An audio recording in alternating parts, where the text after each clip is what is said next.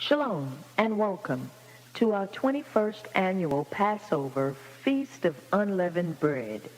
This is part 11 of Preparing for Rulership. I'm the worker of healing and miracles.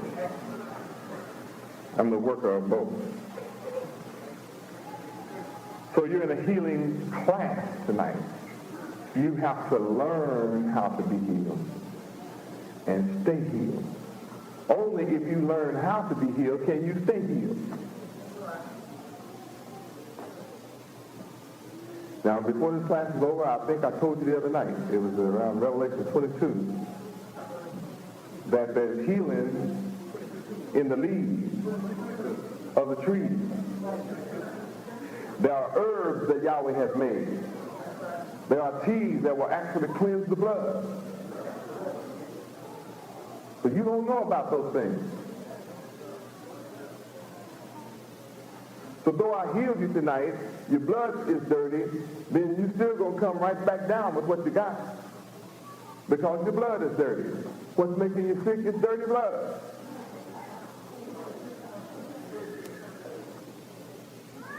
You need a blood purifier. That's all that's wrong with some of you is your blood is dirty. It's carrying toxins. Sometimes the toxins is from some of those shots you took. You're carrying toxins from the cigarettes you used to smoke, the alcohol you drank, the drugs, the pharmaceuticals you took into your body.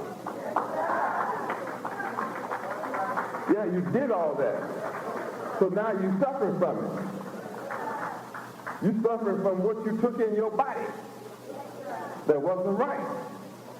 You sucked in marijuana. My children taught you 250 some different poisons accumulate in your body. And then when you have a stroke or something hits you, you wonder what happened. You've been punished for abusing a perfect system that I gave you. I gave you a perfect body at birth, and you've been steady messing it up.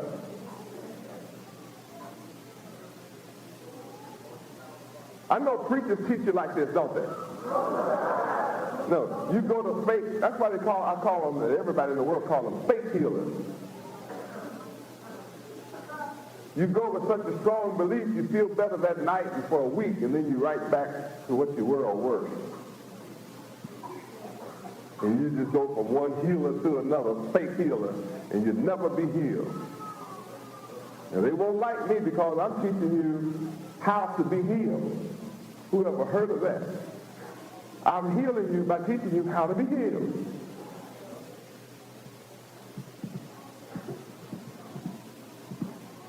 I have knowledge of several hundred teas, leaves that will do all kinds of blessings to you.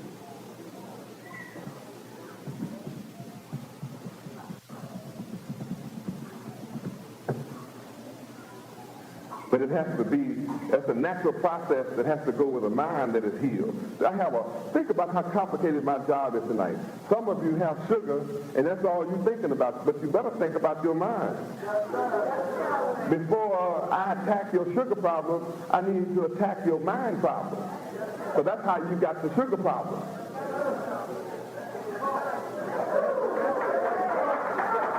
The source of the problem is your mind. That's rough, isn't it? Woo. I have congenital sugar.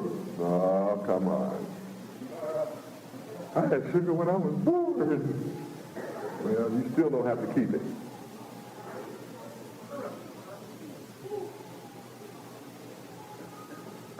Oh, Yahweh.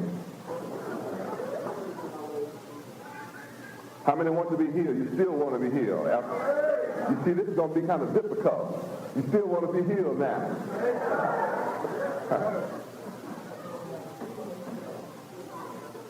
How many are beginning to get the idea it's going to require a personal responsibility in this matter? I am not getting ready to say abracadabra. Yeah, I know what you wanted. You thought I was going to stand up here and say, Satan, I rebuke you in the name of Jesus. Come out of them. Come out now. Come out right now. I command you. Go. You are crazy. You need healing from that crazy stuff. You believe in tooth fairy.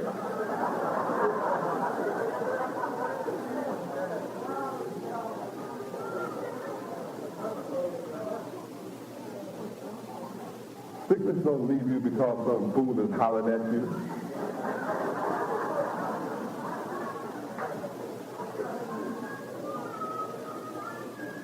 Glory to Yahweh.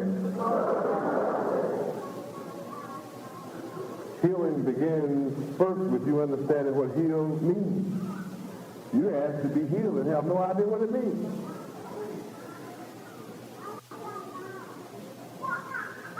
Step number one is, what in the world is healing?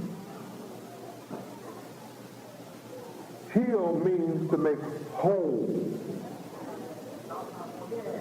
Heal means to make sound. Remember we read it out here, 1, 5, and 6, that there's no soundness.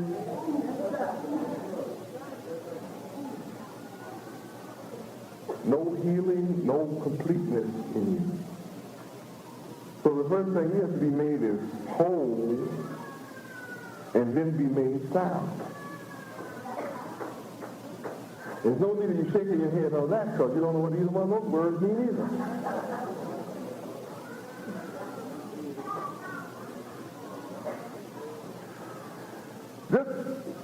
Another important part to your healing is admit that you're ignorant. Just say, Yahweh, I'm ignorant. If you're smart, you'd be whole.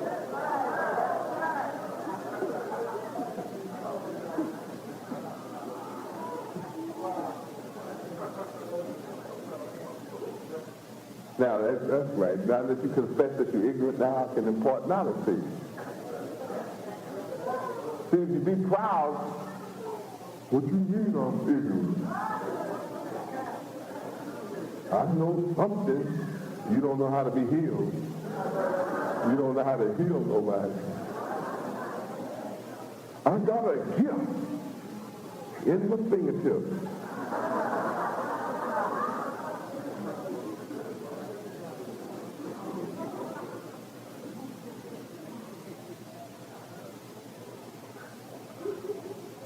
If you steady drinking poison every day, and the man got healing in his fingertips and healed you, he only healed you of the poison that day.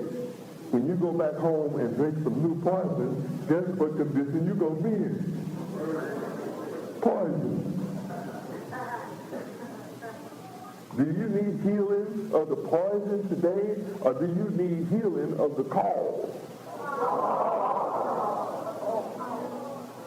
If you find out what's causing you to be poisoned, then you can do what? Stop it. Then you can go through the process of healing and be made whole. See, it's a process. When you first started smoking marijuana, it didn't make you certain, all the sicknesses didn't come down on you then. Called a cumulative effect. It accumulates. It comes on you gradually. See, if everybody smoked one marijuana stick and got a stroke, and the first time somebody saw somebody do this, and I ain't smoking that.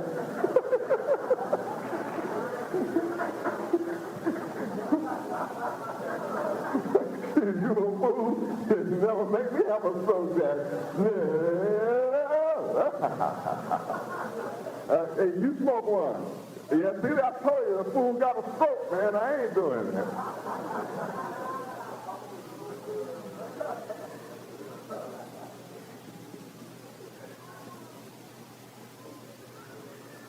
But the enemy of Yahweh gives you things to do that catches up with you over a period of time. So you don't know what to blame it on. Then he has a lot of tricks for you. Like I talked to you last night. Serpent, man, he's full of tricks. He got doctors sitting in the wing to give you a shot for the symptoms. He won't ever tell you what the cause is. Well, you look like you got scoliosis.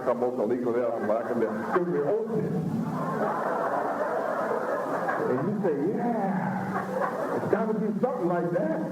But I'm sick.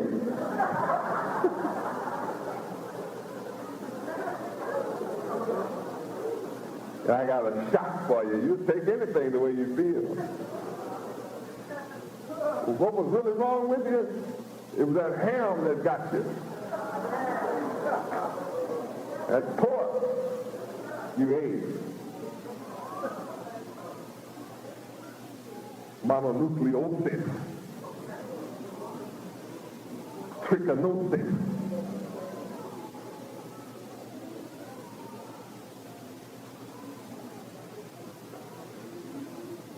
You have to hear me well. This is all healing tonight.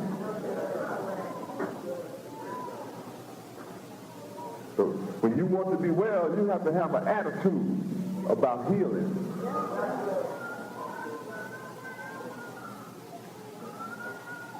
And this is no one easy class either.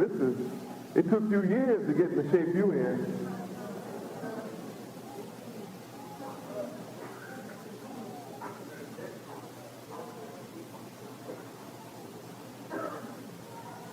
What I teach you when I heal you is like magic, but it's not magic.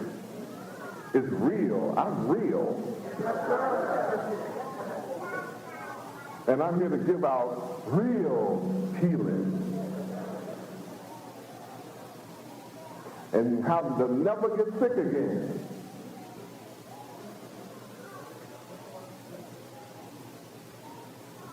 Some of us are so sick that the doctor can tell us don't eat no more of that. We'll stop eating it until we feel better. Why? I said we'll stop eating it until we feel better. And then our mind gets consumed with what we were told we should not have. It gets to be like there's nothing else in the world to eat but that. You know what I mean? All you sugar diabetics know you don't need sugar, but you're feeling pretty good now, and you don't need too much insulin, and you almost take an insulin shot anyway. Eat this pie.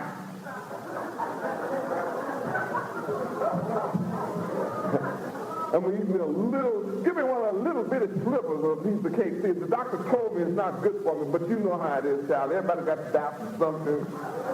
So,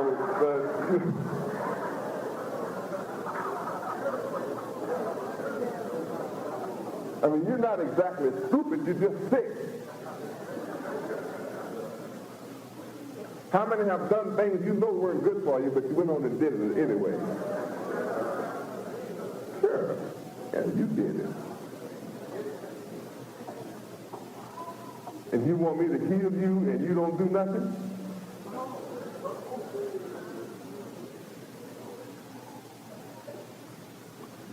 Shoot, I knew it wasn't going to be no magic. You know, I ain't going to be healed.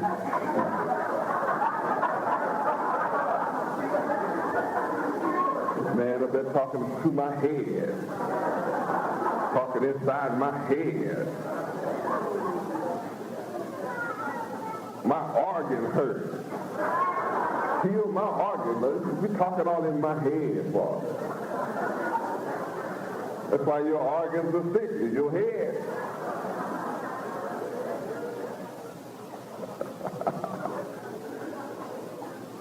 Notice in the Bible, your sickness started saying the whole head is sick. Then the scripture went on and said, down later it said, from the sole of your foot. After your head is sick, then your feet and everything else start getting sick.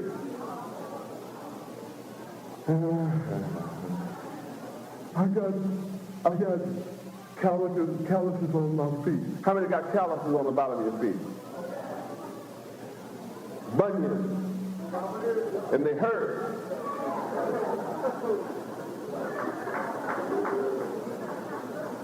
You thought they just supposed to grow on there?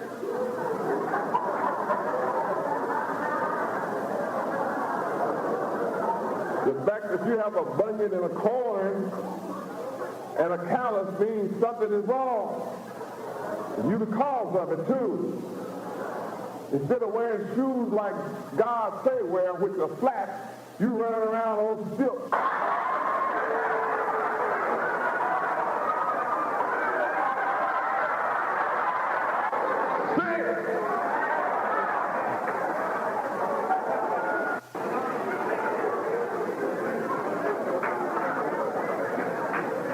When you become a Hebrew Israelite, the first thing I do is teach you to wear flat shoes. Yahweh gave you the flattest feet in the world. You're already flat-footed. You weren't born with high heels on. Yahweh wanted you to have high heels. He to put them on you when you were born.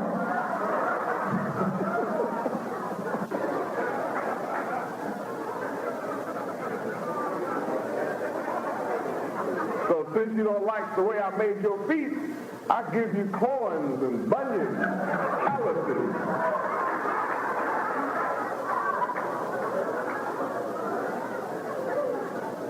And when you disobey the will of God, Yahweh, they got some doctors sitting over there waiting on you with a knife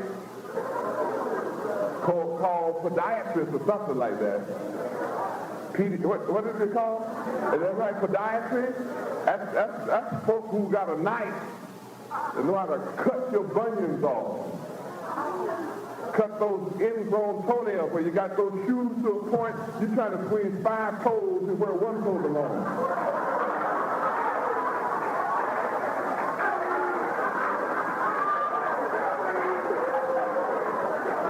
Trying to look like white women. Brother want to have smaller looking feet. He buy pointed toe shoes. Feet that wide. He got his trying to wear his feet in something like that.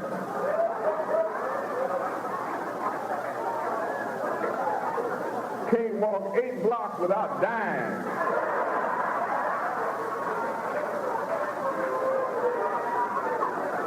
Those big calluses down at the bottom of your foot at the front lives behind your toes. Sisters, right up there, you know those big old hard spots right there? That's where all your weight is coming down on that little area right there. Instead on your whole foot. You weigh 200 pounds, how is little knots going to take care of you?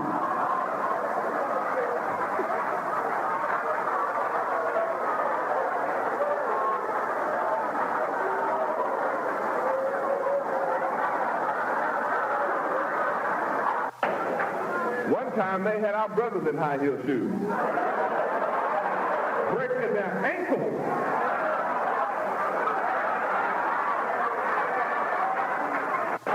Brothers had heels on that big. Call them stacks. How many of you brothers ever wore stacks in your life? 6.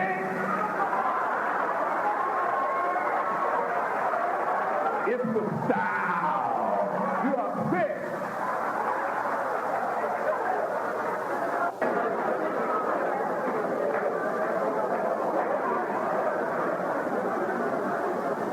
They made those shoes just for my people.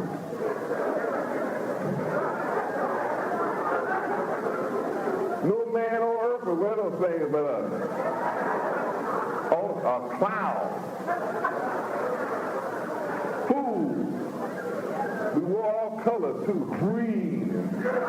Chartreuse stacks.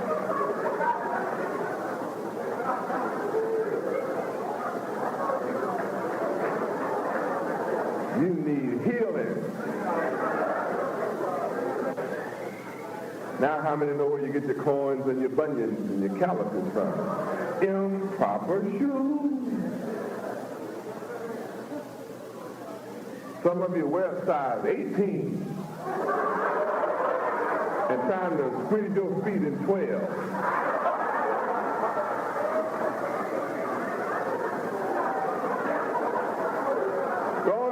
shoes made? Be honest.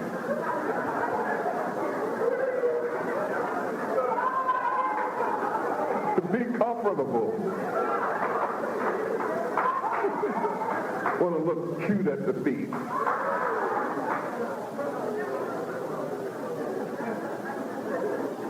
How many admit this is a healing class already?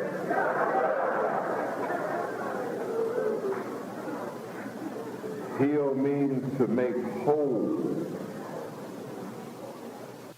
Heal means to make sound. Whole means that I am here to make you perfect.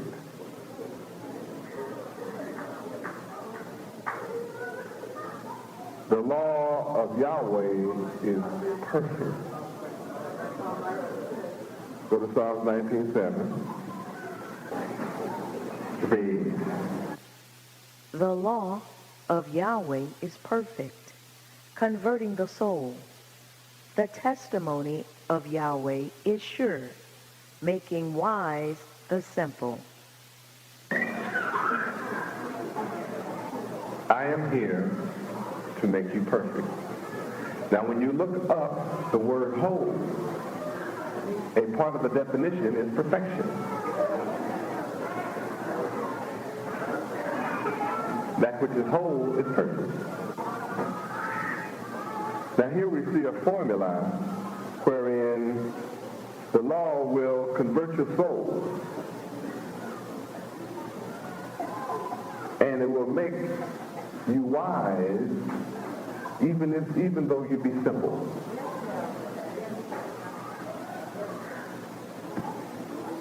Therefore, when I heal you, I have to give you the law. You are incomplete without the law of Yahweh. Why don't white people teach you the law in school? They don't want you to be whole. They don't want you to be sound. They want you to be imperfect, sick, because they get rich from your being sick. You don't understand that? The podiatrist's work, 95% of it is from improper shoes. So if they taught you from grade school and taught your parents in all their daily lives the proper shoes to wear, the podiatrist wouldn't have much work.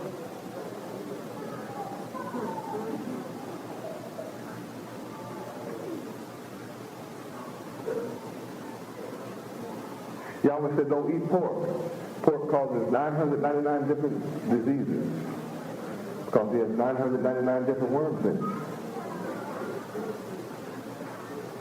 But in the public schools, they teach you eat it.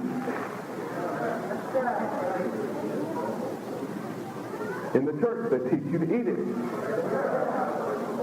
The fake healers wouldn't have anybody to heal if they taught you how to eat right. They wouldn't be able to rob you in the name of, Huh? See how the Son of Yahweh makes business bad for the fake people and the robbers?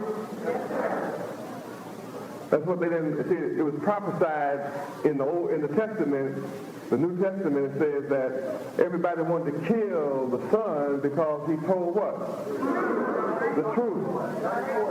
So when he fed 5,000 people, with 5 fish or a few fish and a few loaves of bread, guess who didn't like him? Merchants.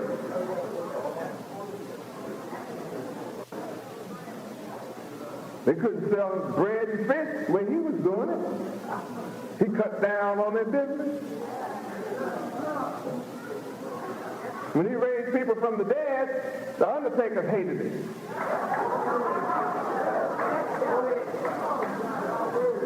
Cut down on the body. And when they healed people of all manner of sickness and disease, the hospitals went out of business. The doctors went out of business. The nurses were laid off. We got to kill this man. He's bad for business. Here I am. I'm bad for business. But I'm good for you.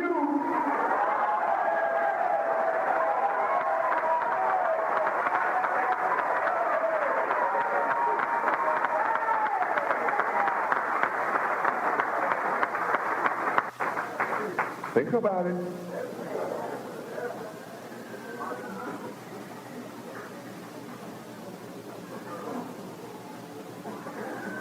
So when I give you the laws of Yahweh, then healing becomes a twofold matter. It comes with two parts. One, I give you the healing formula, which is the law, which is perfection. The second part is the tough part. We must follow the formula in order to be healed and stay healed.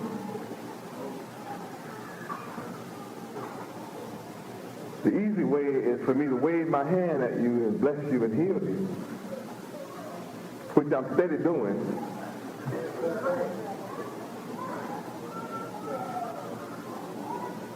But are you ready to receive me? To receive me is to follow me.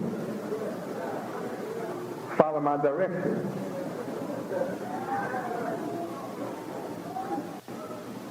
If you keep the law, you won't suffer from violating it.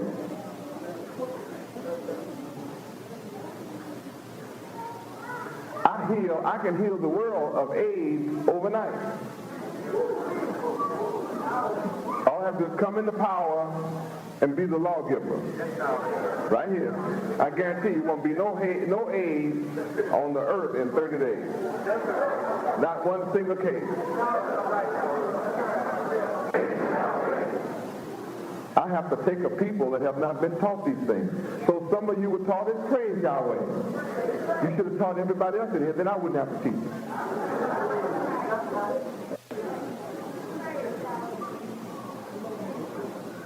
How many were never taught like this? Look around, everybody. Look around. Everybody look around and see how many were never taught like this. Then if it looks like most hands are up, then it's needed.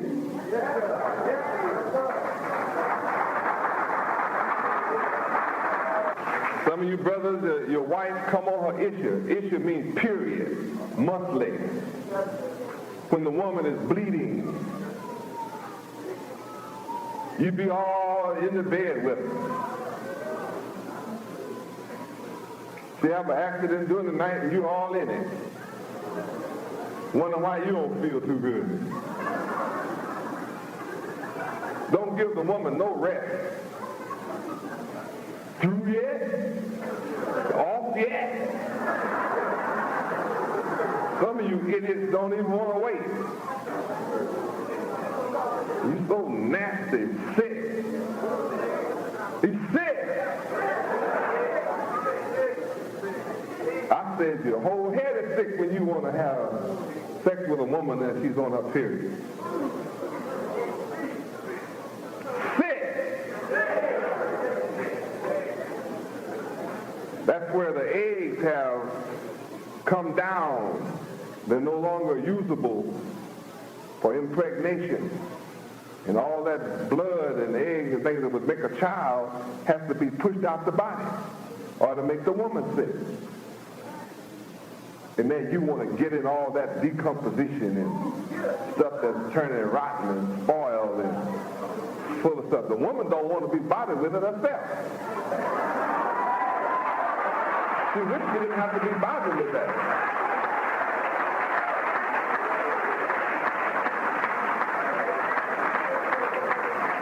Why am I talking about it? Because it's in Yahweh's law. Yahweh said, give the woman a break, fool. You're supposed to separate from the woman. Sleep separate from her. Don't sleep in the bed with her for 7 days. If she come on Sunday, then you don't go back to her until next Sunday. Should get out the room. Some of you sleep at her foot.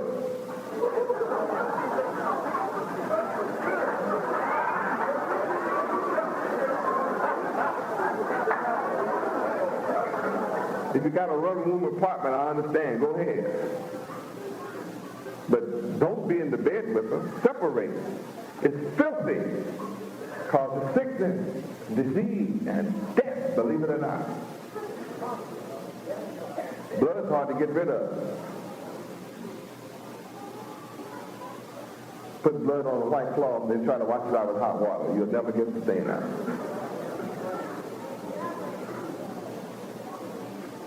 So you get the woman's blood on you, and you wash your hand with warm water, and guess what?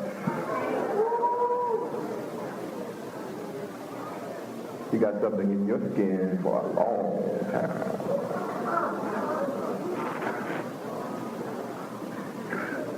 You're not worthy to be in God's presence.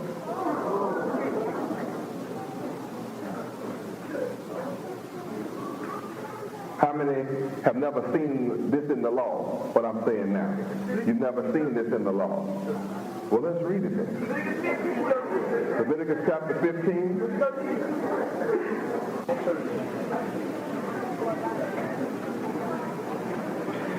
This covers sex and your period. Leviticus chapter 15, beginning at verse 16. Copulation means sexual intercourse. Sperm ejection. You be doing it. Whatever you call it. You have a lot of names and you'll never carry me through that tonight.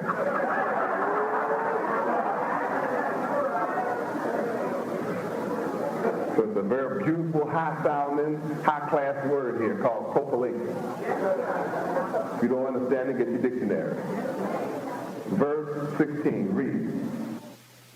And if any man's seed of copulation go out from him, then he shall wash all his flesh in water, and be unclean until the even.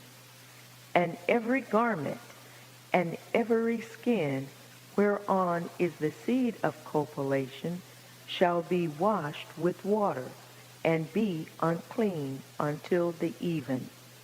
Now, when the man's copulation go out from him, even though you wash the sheep, it's still unclean until the evening. A time period has to pass. You can't see it, but it's there. And you can't just wash the parts you use. You dirty buzzard, get up and wash everything off. Talking about you want to roll over and go to sleep. You old lazy fella, get up and go wash everywhere. Behind your ears, it stinks back there too. Rub back there. Mine smells good because I wash behind mine at least 2 or 3 times a day. Fine. Some of you fed it right behind your ear, aren't you? Go ahead and try it. Rub behind your ear. Rub it. Now smell it.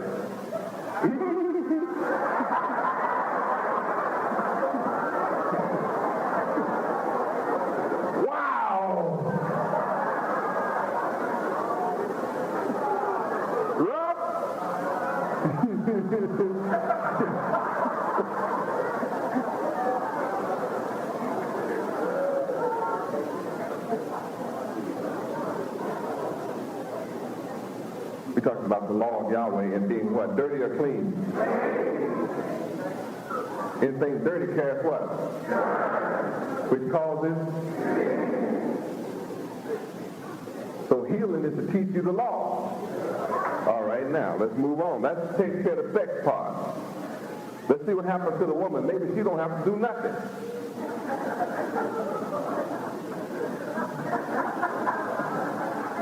The way the room smells, I don't think you'll go for that.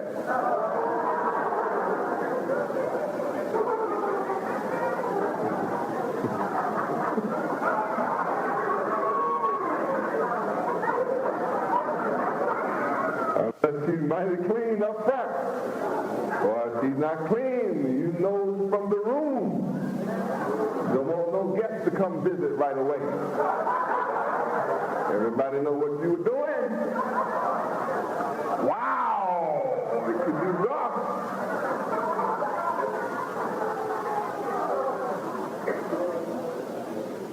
When that smell knocks you back in the room, somebody's not clean. That brings on what? Disease. Sister be hollering, I don't know what I got. I got the hoochie coo or something. Doctors don't know what this is. I know what it is. Filth. And wearing nylon. Don't wear nylon, sisters. It causes a million different bacteria to grow every day. You get stuff that doctors can't heal. You can't cure it. No shot for it. You wear cotton underwear or don't wear in. Let that boy breathe.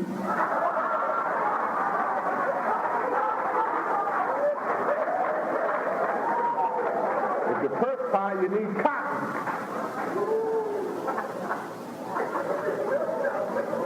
Well, they taught you that in school, right? The doctors taught you, right?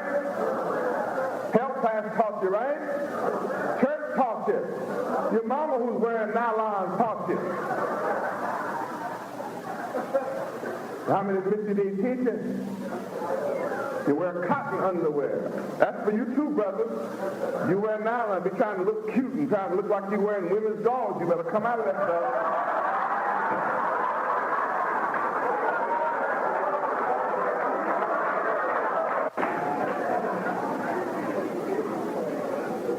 Teaching you the truth.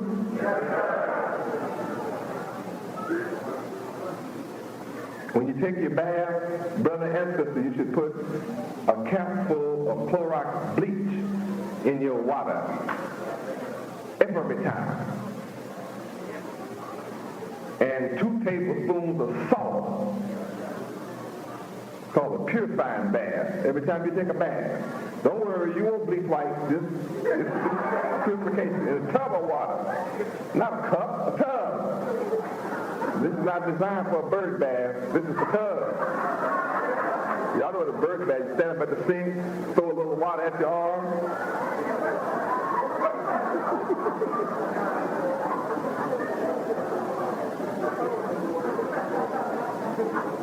One sister, you know, this is funny. I have to tell it. I know all of you know it, but I'm going to tell it again. Sister went to the doctor and she was really got a problem. The doctor said, well, do you bathe? The gynecologist. Do you bathe? She said, yeah. I said, well, how do you bathe? She said, I wash above possible. I wash below possible. And I wash all around possible. The doctor said, well, I know what's wrong with you. You need to go home and wash possible.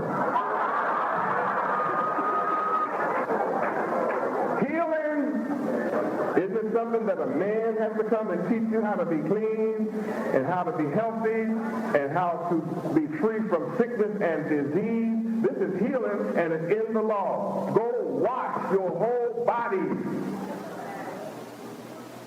Leviticus 15, verse 18. Read. The woman also with whom man shall lie with seed of copulation, they shall both bathe themselves in water and be unclean until the even. Even after you bathe, both of you. If you do it again, you got to go bathe again. Well, I just finished bathing. Now we come to the issue, the period, the monthly, whatever you call it. The Bible calls it issue. That's what I call it, issue. But I don't want you to be ignorant about what this means. So everybody understand now? All right, issue. Verse 19, read. And if a woman have an issue, and her issue in her flesh be blood, she shall be put apart 7 days, and whosoever toucheth her shall be unclean until the even. If a woman is on her issue and you just touch her, you are unclean. Verse 20 reads, the law reads, And everything that she lieth upon in her separation shall be unclean. so if you go sit on her bed, you sleep with her while she's on her issue, you just staying unclean, huh? Read on. Everything also that she sitteth upon shall be unclean. Praise God. That's why our sisters will carry, we're going to sit in the seat that someone else is likely to come sitting on in close time, then she carries a towel or something that she makes, and she sits on it out of respect. Because in the East, a woman is not allowed to come into the temple while on her issue. But knowing your whole head is sick, I've made a provision for you to come and sit on something. Because see, you need healing, period. So I'll just suffer you being in here where I am so I can heal you. You don't need no vacation from knowledge. Praise Yahweh. Now, if you know you're on your issues, no matter how bad you want me to touch you, you just have to suffer that. Don't do that to me. That's wicked, to come up and touch my hand and know you just got through changing your personal matter, your personal business. You just finished dealing with your personal business. You're going to come out and put your hand on mine, knowing I'm going back and eat when I finish it. Boy, that's dirty. Isn't that wicked? And then you want me to bless you and you just did that to me. You better wake up.